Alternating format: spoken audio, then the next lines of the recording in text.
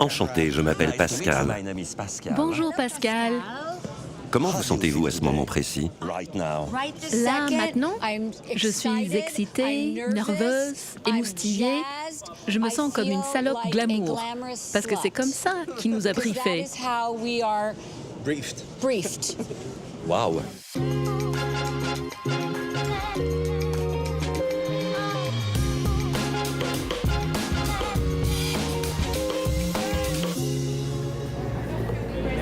Sa collection haute couture printemps-été 2026 s'appelle les Chardonneuses. Kevin Germanier est suisse, spécialiste incontesté du surcyclage de luxe. C'est aussi la première fois que tous les looks ont été faits à partir d'invendus du groupe LVMH, notamment Berluti qui nous a gentiment donné les costumes de l'équipe de France. Donc vous savez, avec le gros col en dégradé. Donc ça, c'est vraiment super. Et je voulais aussi leur prouver au groupe qu'ils avaient fait le bon choix de collaborer avec moi sur cette collection. Voilà. Aujourd'hui, la haute couture recycle et tout en restant esthétique, elle témoigne, fait rare, de position politique. Pour être honnête, mon travail est illégal dans mon pays. En cela, c'est déjà une question politique.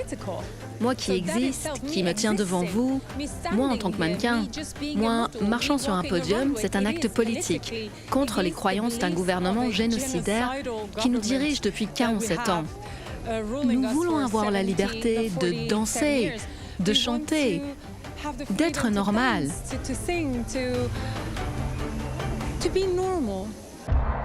Farnouch Hamidian défilait pour Stéphane Roland. C'est une collection au profit de la Fondation des hôpitaux et pour qui nous œuvrons depuis maintenant plusieurs saisons. Nous sommes au Cirque d'hiver qui a été créé sous Napoléon III, qui est un endroit magique. Et je me suis inspiré du cirque justement pour cette collection en mélangeant Picasso, Parade de Picasso et l'univers du cirque. Mais pas comme on peut l'imaginer, c'est un peu revisité. Tout est en mouvement comme les œuvres de Picasso. Donc il y a autant de rondeur que de cubisme. Autre couturier engagé, Julien Fournier. Il a appelé sa collection First Misfits, que l'on peut traduire par les premiers marginaux. First Misfits, c'est la réponse au communautarisme. C'est une collection où tout le monde peut s'incarner. C'est la liberté chez Julien Fournier et c'est ça l'unicité d'un vêtement et c'est ça la haute couture. On n'en a rien à foutre des trends, de la mode. Et là, en fait, au moment où il y a le retour des bottes en France et qu'il y a le retour des extrêmes, je pense qu'il faut absolument que nous, en tant que créatifs, on se batte pour montrer une diversité sur les podiums d'âge, de look, de couleur de peau. Et c'est ça le futur de la haute couture. Et nous, on est la France et on doit montrer l'exemple à tout le monde. L'engagement prend parfois des formes extrêmes, comme chez le couturier nippon Yuima Nakazato.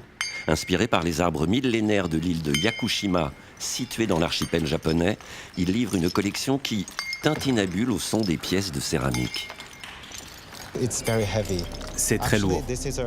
En fait, c'est un message assez fort pour les temps actuels, parce qu'aujourd'hui, les vêtements deviennent de plus en plus confortables et se ressemblent de plus en plus.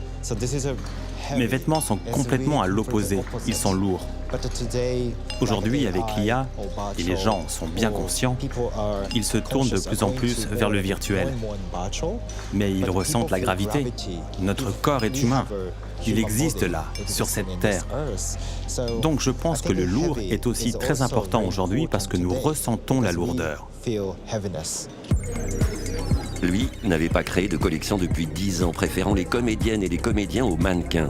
Plutôt haute coiffure que haute couture, Charlie Lemindu crée des tenues faites de cheveux. J'ai travaillé sur toute matière de cheveux différentes et je suis parti vraiment dans différents continents chercher différentes matières de cheveux pour respecter l'ADN en fait du cheveu du propre modèle aussi. Il y a tellement de mélanges en fait maintenant dans la diversité qui sont magnifiques. En fait, c'était vraiment célébrer ça sur le show en fait. Il a été mannequin, danseur. Le franco-camerounais Iman Aïssi est le seul couturier subsaharien adoubé par la Fédération de la haute couture et de la mode. Mais nous ne le verrons pas. Il était souffrant le jour de son défilé. Au fil des ans, on s'est rencontrés plusieurs fois. Nous nous connaissons depuis des années. Je suis vraiment heureux qu'il soit reconnu comme un créateur africain qui exerce en haute couture. C'est une très belle chose. C'est une collection qui parle à la fois du processus créatif, ça s'appelle Bisakarak, dans la langue Ewondo, qui est la langue maternelle d'Iban. Ça veut dire en gros le gribouillis, le sketch pour démarrer, etc. Donc c'est l'idée de réfléchir au processus créatif. Et en même temps, c'est une collection qui raconte, encore une fois, il l'a souvent fait, cette façon qu'on a de s'habiller dans beaucoup de pays d'Afrique, qui est simplement de se draper dans des tissus, en fait, et donc d'un vêtement qui est évolutif. Il nous a fait vivre les coulisses et donc montrer d'une certaine manière tout le travail que ça sous-tendait, sans que ce soit lourd ou que ce soit trop chargé. Non, c'était vraiment beau. La haute couture n'est décidément plus une vieille chose conservatrice et poussiéreuse, et ça fait du bien. Cette semaine dans le Paris des Arts. Faire rire, c'est la plus belle chose du monde pour moi. À l'affiche de Toute la famille que j'aime au Théâtre des Variétés, Michel Boujna nous entraîne dans une comédie piquante pour un grand moment de rire. Place ensuite au grand retour du duo folk Lilywood and the Prick qui dévoile son nouvel album, Christina.